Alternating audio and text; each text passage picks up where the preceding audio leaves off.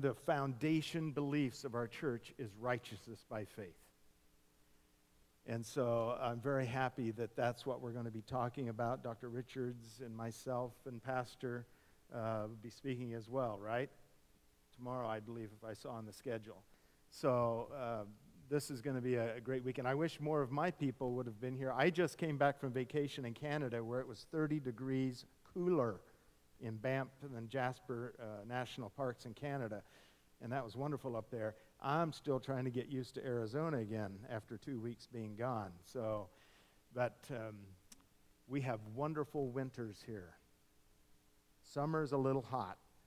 Winters are wonderful. You'll have to come back in January, February, when you're taking the ice and snow off your vehicles and your sidewalks and say, I'm going to Arizona for a while, because Arizona is wonderful in the wintertime. Right, ladies? Many so-called Christians feel about their Christian experience like the man felt about his headache. He didn't want to get rid of his head, but it sure hurt to keep it.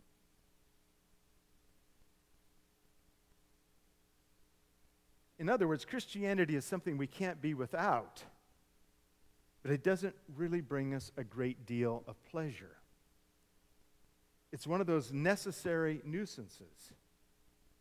Now, we know that our Christian experience should bring us happiness, yet has it? The world is not looking for Christianity, but the world is looking for happiness, and you will find people wherever happiness is. The psalmist David knew that, because he said, I delight to do thy will. Yea, thy law is within my heart. Wouldn't it be the greatest discovery in life whereby finding a way of doing God's will is our greatest delight? The psalmist had found some secret whereby doing God's will was his greatest joy, not obligation nor duty, but pleasure. I delight to do thy will. The happy Christian is one then who has found not only something to believe, but someone to love. The Adventist Church has some of the highest standards of any denomination in the whole world.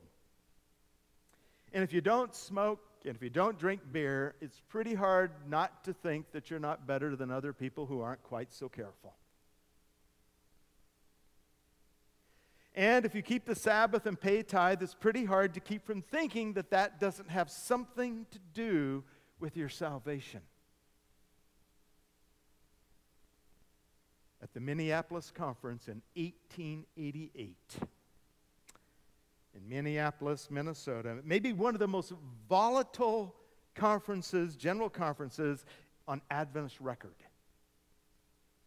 On one side, you had Uriah Smith, member of the Old Guard, highly respected, a leader from the beginning of the church.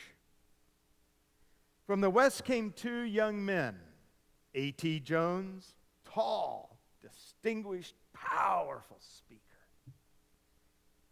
And then E.J. Wagoner, short, banty rooster type, hot temper. Jones and Wagner began their presentations. Salvation comes only through Christ, they said. Once they finished their presentations, Uriah Smith stood to his feet. He said, I would like to thank these men coming and making their presentations, and I agree with them except for one thing. Salvation comes Christ plus works. Immediately, Wagner was on his feet. We have nothing to do with that. It's God's act. We accept it by faith. It's not about us. It's about Him. You know, they took a picture of the Minneapolis conference back there, and if you look at the picture, it looks like everybody was mad. Well, who's right? Do we do the best that we can do and then expect the righteousness of Christ to make up the difference? Or is the whole thing the righteousness of Christ? What do we mean when we say righteousness by faith? When we find the answer to that question, you will find the secret to being a happy Christian. 3 steps in the definition of righteousness by faith. Number 1, only Christ's righteousness is sufficient for us to get to heaven. Did you know the requirement for heaven is absolute perfection? And since you or I, sure as the world, don't have it, Jesus is our only hope. Turning your Bibles to Romans chapter 5 and verses 18 and 19. Hopefully there might be some Bibles in the front of the pews there and the back side there if you don't have a Bible. Romans 5, verses 18 and 19. Therefore, as by the offense of one judgment came upon all men to condemnation, even so by the righteousness of one the free gift came upon all men unto justification of life. Verse 19, for as by one man's disobedience many were made sinners, so by the obedience of one shall many be made righteous. Now we all want to be righteous, amen? How are we going to be righteous? What's the text say? By the obedience of one. And it couldn't be our own. It must be the obedience of Jesus. Since the requirements for heaven are so high, it would be impossible for any of us to get perfect without being proud of it. And pride is a sin. It just wouldn't work. And may I throw out a little suggestion? If you think you're getting close, then you're doing a battle with legalism. It's easy to check off our sins and make quite a list, and then someday we think we've gotten to the bottom of the list. But the only way we're getting to heaven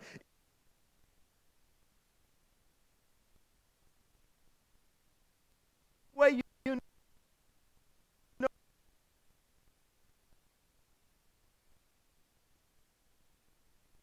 close to Christ, and the closer we get to Christ,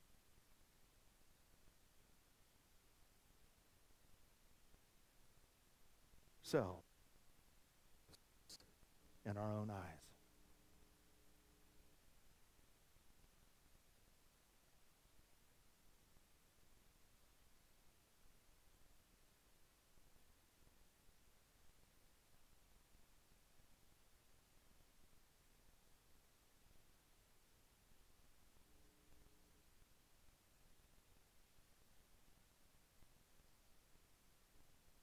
Don't you see, the true Christian isn't keeping track or keeping a record score of every good thing he does.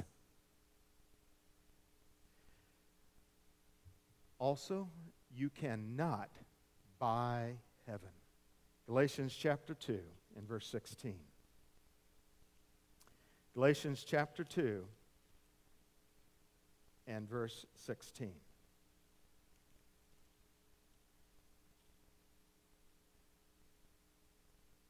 Knowing that a man is not justified by works of the law.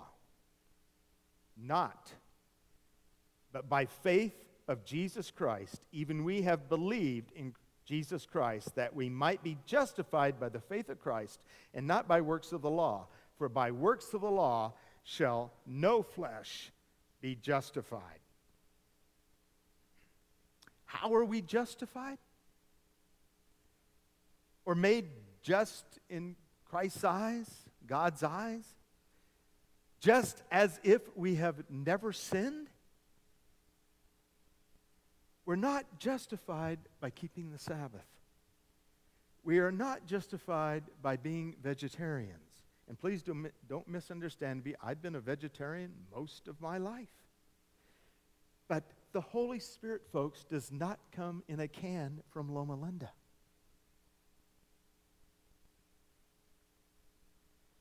You cannot buy heaven.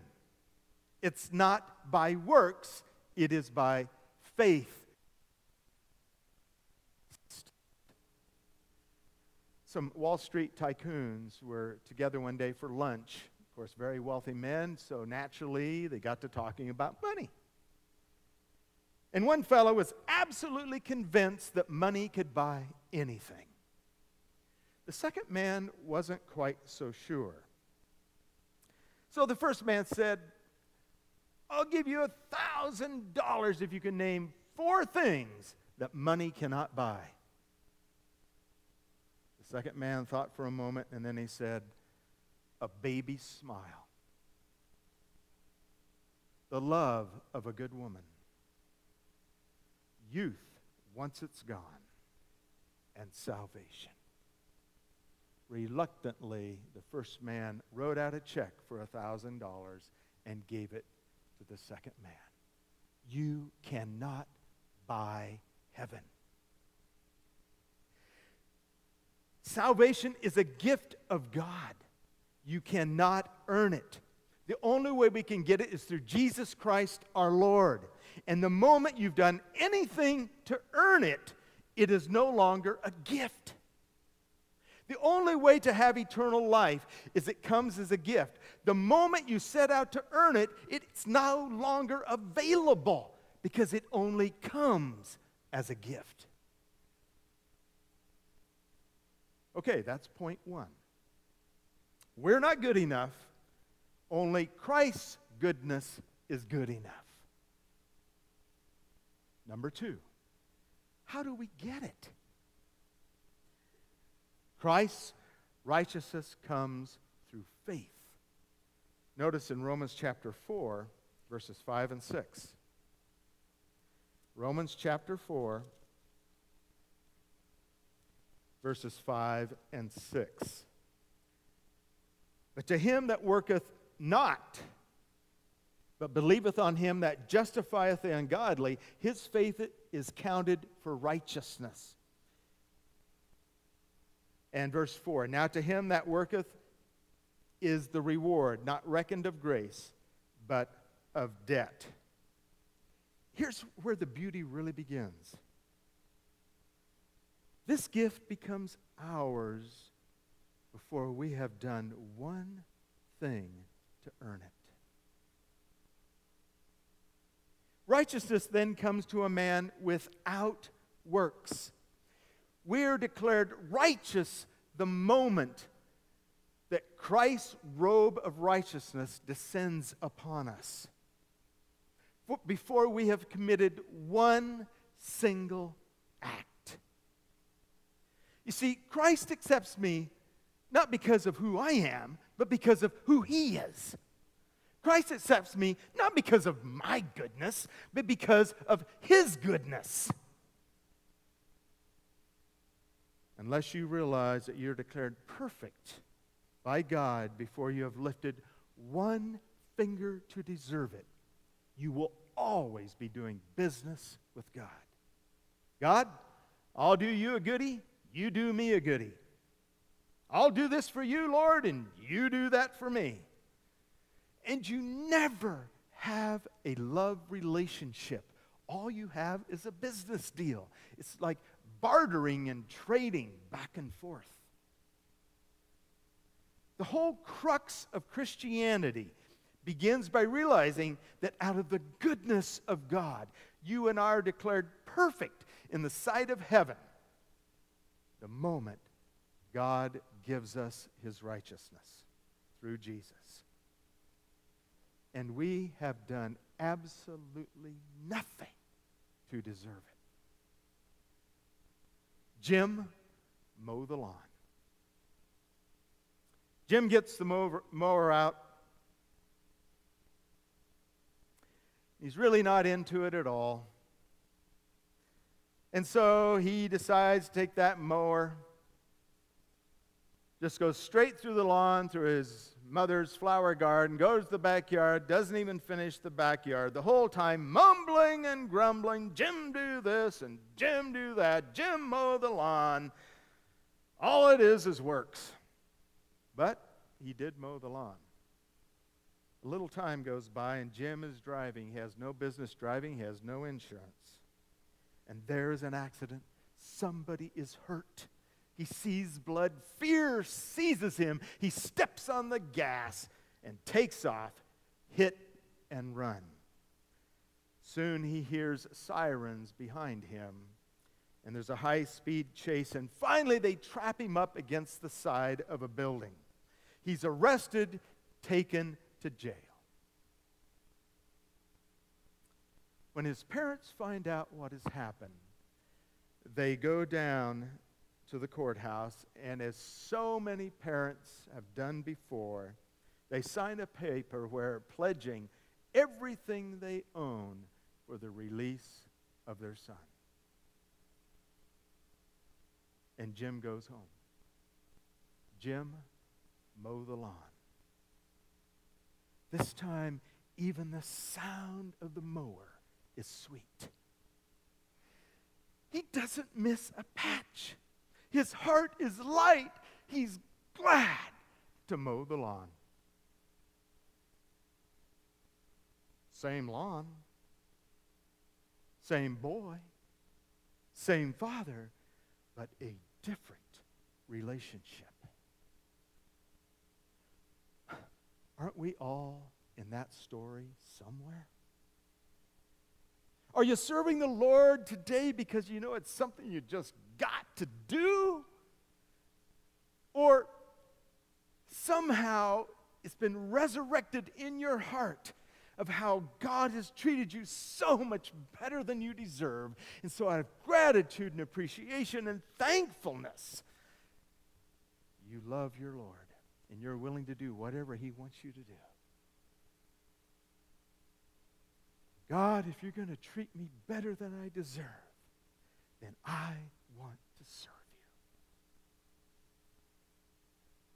That's the third step.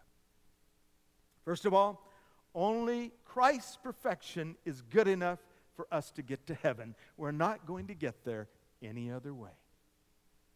Secondly, it comes ours by something, not something we do, but something simply accepting Christ's righteousness in the place of our unrighteousness. Thirdly, then we obey Christ through the love that's been kindled by His treating us so much better than we deserve. That is righteousness by faith. Works, you see, are the result and not the cause of your salvation. Take a look at Galatians chapter 5 and verse 22. Galatians chapter 5 and verse 22.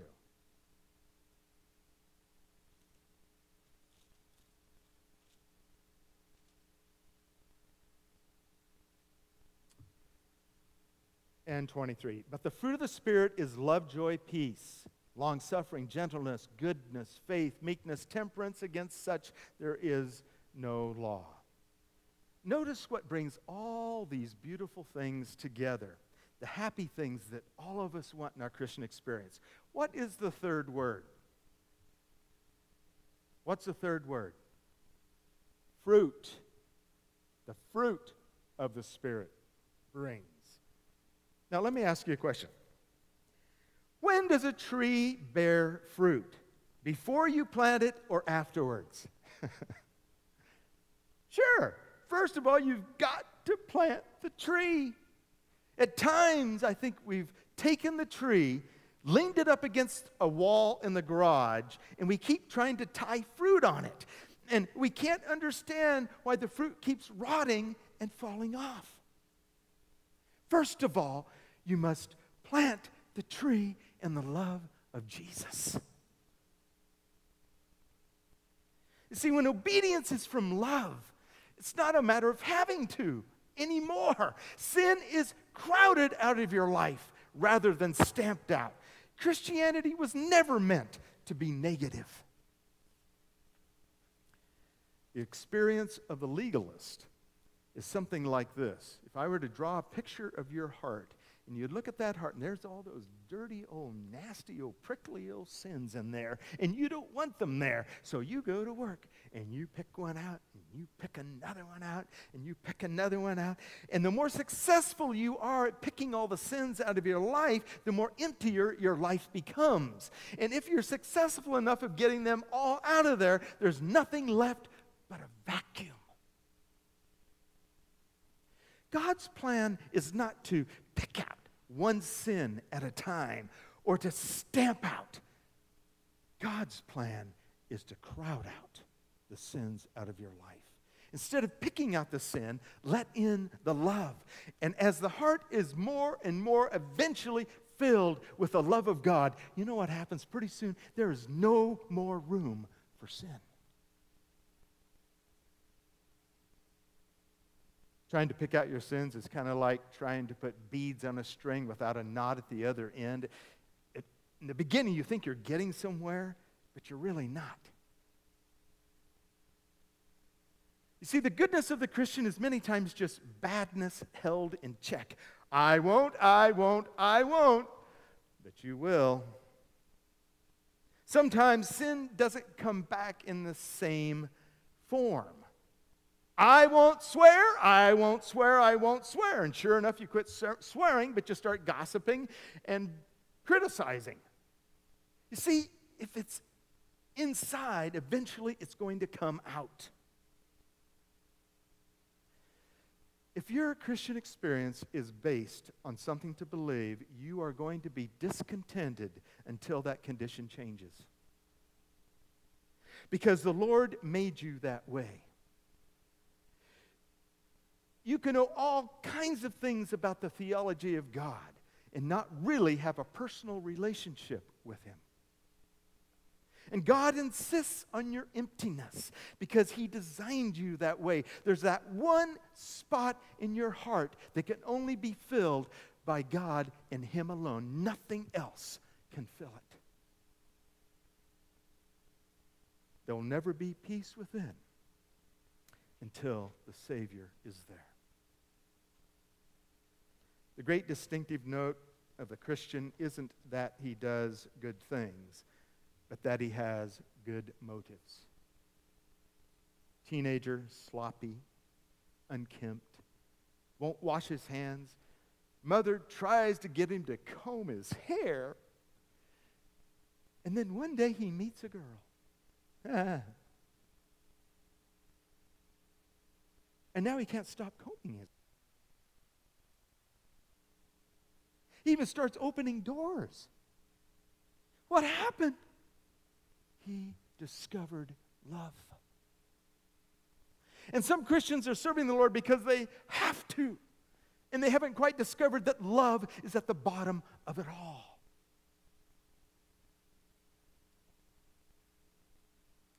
Now, for the next few moments, I'd like to turn the pancake over a little bit. Righteousness by faith is one of the basic truths of the Seventh-day Adventist Church. But in the hands of some, it kind of goes something like this. Well, then, Jesus saved me. I can do whatever I want to. All I have to do is love Jesus, and that's it. Nothing to it, just love the Lord and let myself go.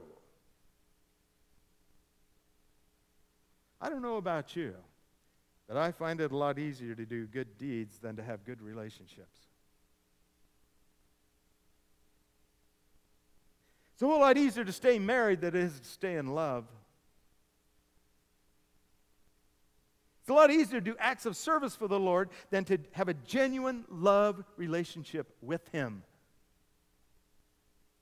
Sometimes we say, well, I love Jesus, and you just expect it to happen automatically overnight. Developing relationships is hard work. And that is the work of the Christian.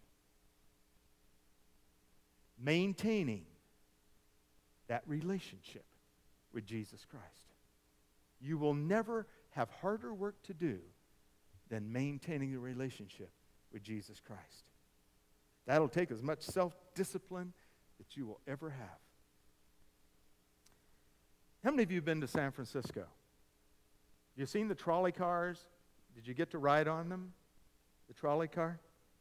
Quite often the trolley car is going along and it'll jump the trolley wire.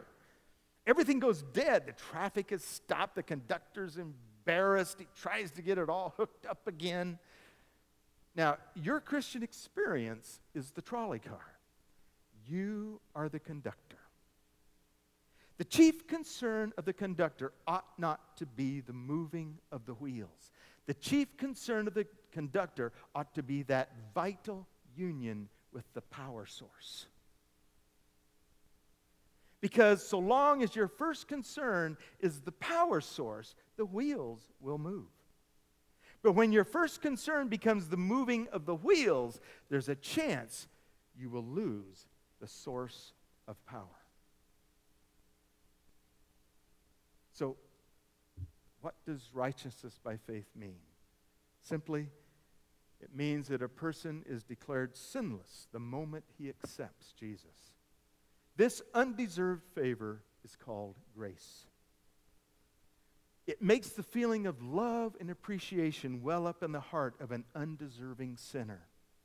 His obedience then is not the cause, but the result of his salvation. How to enjoy a good Christian experience?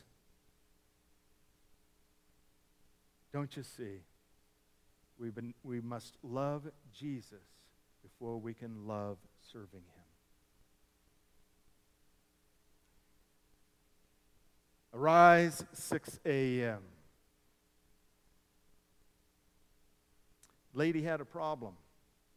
It was her husband. He was a tyrant. And so he had a list for his wife. Arise, 6 a.m., fix my breakfast, make my lunch, wash the dishes, make my bed, clean the house.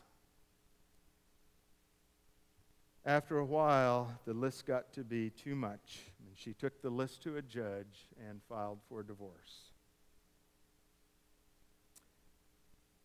A few years later, she remarried. And this time, the marriage doesn't always happen this way, but this is how this story goes. This time, this marriage was as happy as the other one had been unhappy. And one day, she was cleaning up in the attic, and lo and behold, she came across that old list. Just made the hackles rise under to even see the list. Arise, 6 a.m. Well, I still get up at 6 a.m. Make my breakfast. Well, I'm still making breakfast. Make my lunch. Well, I'm still making lunch. Lo and behold, she was doing virtually everything on that list and loving every minute of it.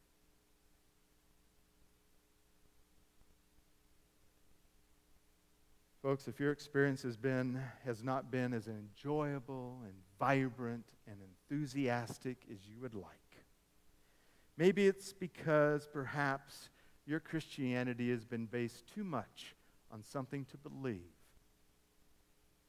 And God is waiting because he wants you to have someone to love. Today I invite you to reach out for that heavenly current. Make fast that vital union between yourself and God. And just not today, but every day. Let God talk to you through his word. You talk to him through prayer. Begin seeing Jesus and God in the sunrise and the sunset. See him in the trees and every blade of grass and everything that you see. God is trying to reach us. What we really need is not to discipline ourselves so much to do good things, but to discipline ourselves to have that vital union with the power source, Jesus Christ. That unbreakable union with the Lord Jesus Christ. When you have that experience, you will be a happy Christian.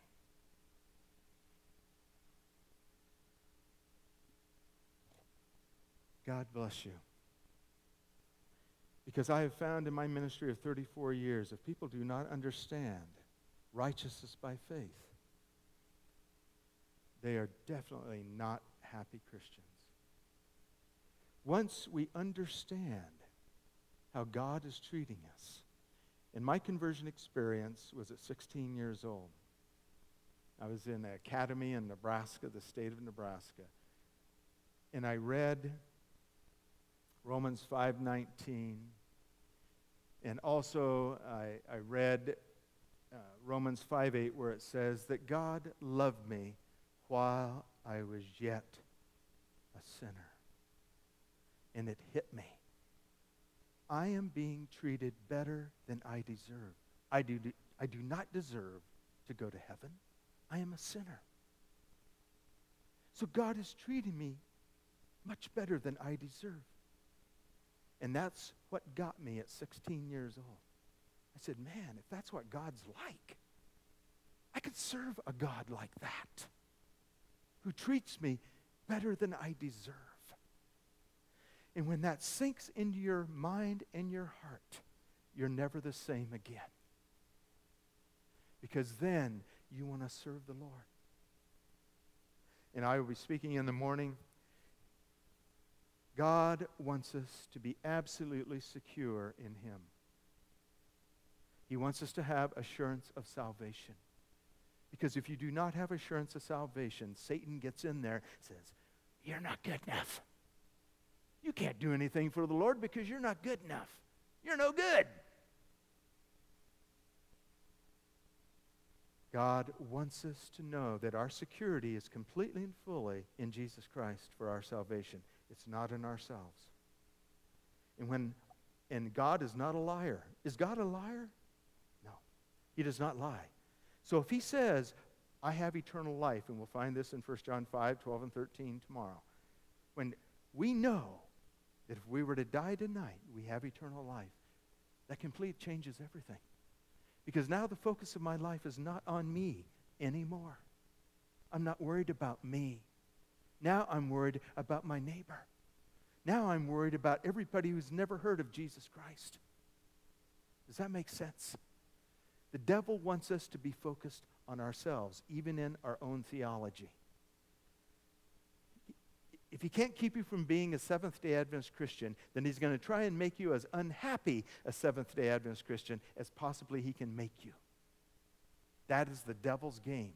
He does it with guilt. He does it with just not letting you forgive yourself and let things go in your life. Every one of us have done bad things in our life. And when 1 John 1:9 says you're forgiven, is God a liar? No, you are forgiven. It's over. The Bible says He buries our sins in the bottom of the sea, never to be remembered again. He's a God of new beginnings. So we begin from that point, a whole new person. Now, do we still make mistakes? Oh, yeah. But we're in a relationship with Jesus Christ where our mistakes are taken care of when we confess them. Our record in heaven continues to stay perfectly as if we've never sinned. There's no sins written on your record in heaven right now. Did you know that? Because they've already been taken care of and forgiven when Jesus died on the cross for us. When we confess them, they're taken care of. So our record is perfect. We are perfect in Christ at this very moment. So if I were to walk off this platform and have a heart attack, it doesn't matter. Because I'm saved. And that's what God wants us to understand. We are secure in Him. We're not secure in Terry Darnell or ourselves. We are secure in Him. Once you understand that, it changes your whole Christian experience. I guarantee you. So I'm very happy for what we're talking about tonight, tomorrow. Dr. Richards will be sharing with us on Sabbath. Because I hope we go away from this weekend a more enthusiastic, more vibrant, happy Seventh-day Adventist than you've ever been before. God bless you.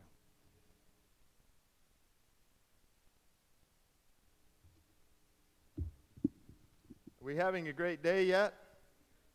It's a great day in Arizona, as long as you stay inside.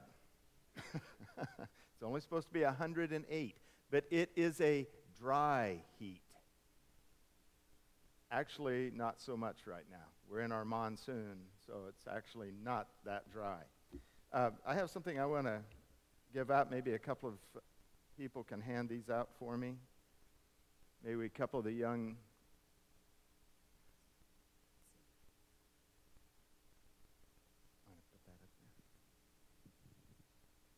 So if we could hand these out. I went through the writings of Ellen White, looking for instruction on how we attain salvation, what our Christian walk should be like, and I found it just fascinating what she had to say. One of the main books that has helped guide my life in these areas is a little book that Ellen White wrote called Sanctified Life. This is an incredible little book, and this has helped me tremendously.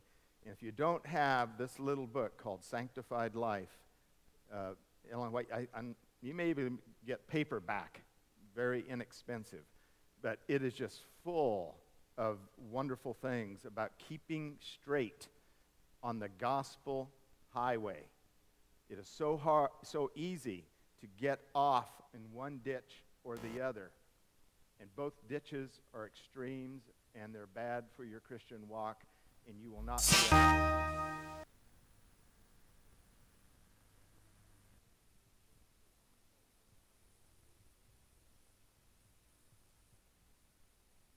When we watch events around the world and the hardship people are going through, fighting, shooting, killing, and pestilence everywhere.